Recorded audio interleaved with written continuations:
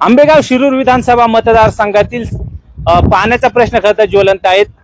सहकार मंत्री दिलीप वळसे पाटील यांच्या या मतदारसंघातील 12 गावं खरं तर पाण्यासाठी आग्रही आहेत। गेली अनेक दिवसापासून हे ग्रामस्थ खरं तर उपोषण सुद्धा करत होते। आज हे ग्रामस्थ शरद पवारांच्या भेटीसाठी आलेत। आपण त्यांच्याशीच बोलणार। आज तुम्ही शरद पवारांची भेट घेतलेली आहे, काही चर्चा झालेली आहे? आता कोणत्याही परिस्थितीमध्ये पाणी पाहिजे। या भागामध्ये सगळा ड्राय एरिया गेल्या अनेक दिवसापासून हा भाग पाण्यापासून वंचित आहे आणि हा प्रश्न फक्त शरदचंद्रजी पवार साहेबच सोडू शकतात, हा जनतेमध्ये विश्वास आहे। म्हणून लोक आज बहुसंख्येने पवार साहेबांना भेटायला या ठिकाणी आलेले। त्यांनी सांगितले लोक पवार साहेब प्रश्न सोडू शकतात। मात्र मधल्या काळामध्ये खरं तर बाळासाहेब थोरातांचं एक पत्र सुद्धा व्हायरल झालेलं आहे। त्यांनी बोगद्या संदर्भातला विषय त्यात प्रामुख्याने घेतला। मात्र मग जर असं झालं तर या भागातील शेतकऱ्यांवरती हा अन्याय होऊ शकतो। हे बघा साहेब, पाणी हे सगळ्यांना मिळालं पाहिजे ह्या भूमिकेत आम्ही सगळेजण आहोत। आमची आता मागणी एवढीच आहे की पावसामुळे येणारं अतिरिक्त पाणी जे वाहून जाते, जे वाया जाते, त्या पाण्यामध्ये आमच्या ह्या 12-14 गावांचा विषय सगळा व्यवस्थित मार्गी लागणार आहे आणि त्याच पाण्याची मागणी आम्ही आदरणीय पवार साहेबांकडे केलेली आहे। एक विशेष गोष्ट अशी आहे की सत्ताधारी नागपूरला बैठका लावतात, मुंबईत बैठका लावतात, पुण्यात बैठका लावतात, परंतु पवार साहेबांना ज्या वेळेला या विषयाचं गांभीर्य कळालं, त्यांना पूर्वीपासून हा विषय माहिती आहे, परंतु आज पवार साहेबांनी त्या विषयाकरता आम्हाला मुंबई पुण्यात न बोलवता ज्या भागात हा प्रश्न आहे त्या भागातल्या लोकांशी बोलण्याकरता पवार साहेब स्वतः इथं आले, याचा आमच्यासारख्या कार्यकर्त्यांना प्रचंड आनंद आहे। पण बाळासाहेब थोरात खरं तर महाविकास आघाडीतले घटक आहेत। त्यांनी खरं तर असं म्हटलेलं आहे की वळसे पाटलांनी जी मागणी केली आहे ती अमान्य करावी। वळसे पाटलांनी बोगद्याला विरोध केला, मग बाळासाहेब थोरातांचं म्हणणं आहे की बोगदा व्हावा। मग अशा वेळी तुम्हाला वाटतं की शरद पवारांकडून हा प्रश्न सुटेल? सगळ्यात महत्वाची गोष्ट म्हणजे मी मगाशी सांगितल्याप्रमाणे आताही आमचं तेच म्हणणं आहे की आम्हाला पाणी सगळ्यांना मिळावं ही आमची भावना आहे। गेली 30 वर्ष हा सगळा भाग पाण्यासाठी आज त्राहिमाम झालेला आहे।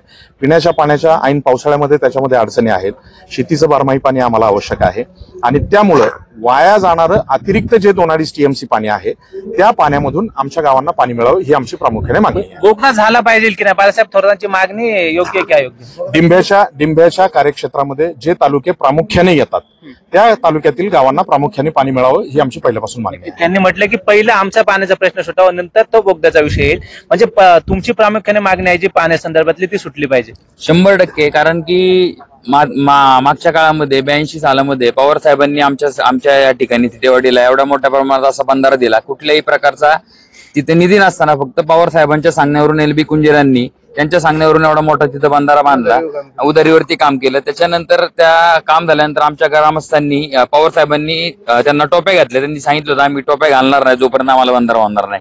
आणि आम्हाला सगळ्यांना ग्रामस्थांना विश्वास आहे पाणी फक्त आणि फक्त आम्हाला पवार साहेबच देऊ शकतील आणि त्याच आशेने आणि अपेक्षेने पवार साहेब आम्हाला इथे भेटायला आलेत आणि आम्ही आमच्या जर तुम्ही म्हणताय पवार साहेब न्याय देतील तर मग बाळासाहेब थोरातांनी जे पत्र केले त्याला शरद पवार विरोध करणार का? आता नाही, पवार साहेब विरोध करायचा काय विषय नाहीये। आम्हाला विषय तर काय, आमचा विषय आहे पाण्याचा।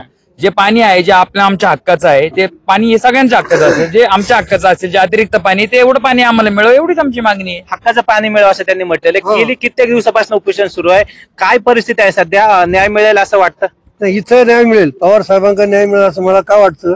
ते मंजुरी त्यांनी दिलेली त्या धरणाला आणि त्यांचं बरंचसं काम त्यांच्या काळामध्ये पूर्ण झालं। मधल्या काळामुळे ज्यावेळेस विरोधी पक्षात गेल्यानंतर ते काम थांबलं। विशेषतः युती सरकारच्या काळात तर निधीच मिळाला नाही, त्यामुळे ते काम लांबत गेलं। लांबल्यानंतर आता सोडवताना पवार साहेबांनी त्याला न्याय दिला आम्हाला। पवार साहेब पाबळला आले, पाबळला सभा घेतली आणि त्या ठिकाणी ते मंजूर काम सुरू करण्याचा आदेश त्यांनी जवळपास कुंजेरांना दिला। त्यावेळेस निधी पण नव्हता, पण निधी नंतर आम्ही तुम्हाला आल्यावर देऊ अशा पद्धतीचं आश्वासन साहेबांनी दिल्यामुळं खऱ्या अर्थानं ते काम पूर्ण झालं। पण ते काम जरी पूर्ण झालं तर त्या भागाचा जो एरिया आहे तर त्याच्यामध्ये कव्हर होत नाही आणि म्हणून आता अतिरिक्त पाणी जे पाहिजे ते आम्हाला डिंबे धरणालाच देऊ शकतो, कारण डिंबे धरणातच थोडं जास्त पाणी आहे आणि ते आम्हाला ओव्हरफ्लो पाणी दिलं तर मग ते म्हणतात, तुम्ही म्हणता बाळासाहेब थोरात ते त्यांचं याला सांगत असतील तुमच्या संगमनेरला, ठीक आहे, त्याच्याबद्दल आमचा विरोध नाही।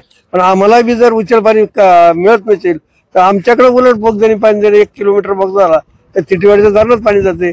नक्कीच शेतकऱ्यांच्या अशा प्रामुख्याने मागण्या आहेत की शरद पवारांकडून हा प्रश्न सुटू शकतो, त्यामुळे या आशेने शेतकरी शरद पवारांच्या भेटीसाठी आलेले। मात्र बाळासाहेब थोरात यांनी जे काही पत्र पाठवलेले ते पत्र सुद्धा सध्या सोशल मीडियावरती चांगलेच व्हायरल होत आहे। मात्र यामध्ये काय तोडगा निघतो आणि शेतकऱ्यांना दिलासा कधी मिळतो आणि शिरूर तालुक्यातील जी काही 12 गाव आहेत त्यांना पाणी कधी मिळतं हे पाहणं सुद्धा येत्या काळात महत्वाचं असणार आहे।